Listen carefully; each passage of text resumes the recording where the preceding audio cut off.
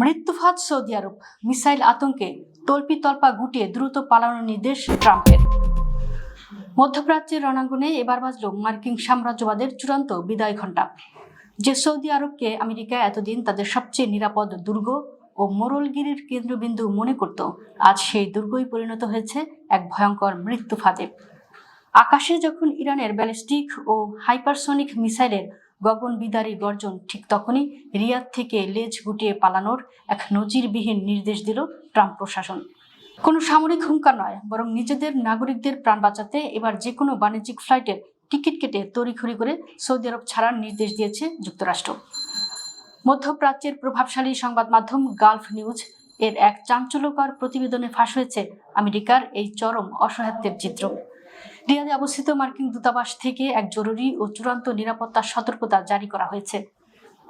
সেখানে অবস্থানরত সব যুক্তরাষ্ট্রের নাগরিককে দ্রুততম সময়ের মধ্যে বাণিজ্যিক ফ্লাইটে দেশটি ছাড়ার নির্দেশ দেওয়া হয়েছে। দূতাবাসের বার্তায় বলা হয়েছে, মধ্যপ্রাচ্যের পরিস্থিতি এখন এত দ্রুত পরিবর্তন হচ্ছে যে কোনো মুহূর্তে তা পুরোপুরি নিয়ন্ত্রণের বাইরে চলে যেতে পারে। পরিস্থিতি কতটা ভয়াবহ তা মার্কিন প্রশাসনের শীর্ষ কর্মকর্তাদের আচরণেই স্পষ্ট। দূতাবাসের ওই সতর্ক বার্তায় উল্লেখ করা হয়েছে, মার্কিন নাগরিকদের নিরাপত্তাই এখন প্রেসিডেন্ট ডোনাল্ড ট্রাম্প, পররাষ্ট্রমন্ত্রী মার্কো রুবিও এবং স্টেট ডিপার্টমেন্টের কাছে সর্বোচ্চ অগ্রাধিকার। কিন্তু রাজনৈতিক ও সমর বিশ্লেষকরা এই বার্তার পেছনে রূঢ়সত্যটি ঠিকই ধরে ফেলেছেন। তাদের মতে, আমেরিকার $বিলিয়ন আকাশ প্রতিরক্ষা ব্যবস্থা থার্ড বা প্যাট্রিয়ট এখন স্রেফ অকেজো লোহা লক্করে পরিণত হয়েছে। কাতারে প্রধান রাডার ধ্বংস হওয়ার পর থেকে সৌদি আরবের আকাশ সীমায় ইরানের মিসাইল ও ড্রোন ঠেকানোর কোনো সক্ষমতাই আর পেন্টাগনের নেই। নাগরিকদের সামরিক নিরাপত্তা দিতে ব্যর্থ হয়ে ট্রাম্প ও রুবিও এখন তাদের পালিয়ে যাওয়ার নির্দেশ দিয়েছেন।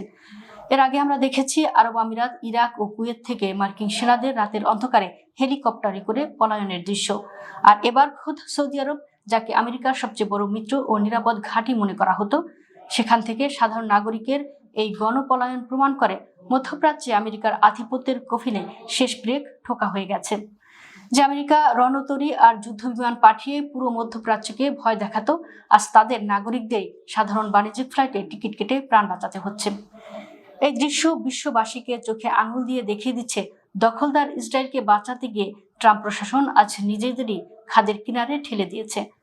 মধ্যপ্রাচ্যের উত্তপ্ত বালুকা রাশিতে আজ কেবল ইসরায়েলের সামরিক বর্মই ধ্বংস হয়নি, বরং চিরতরে সমাধিস্থ হচ্ছে আমেরিকার তথাকথিত সুপার পাওয়ার অহংকার।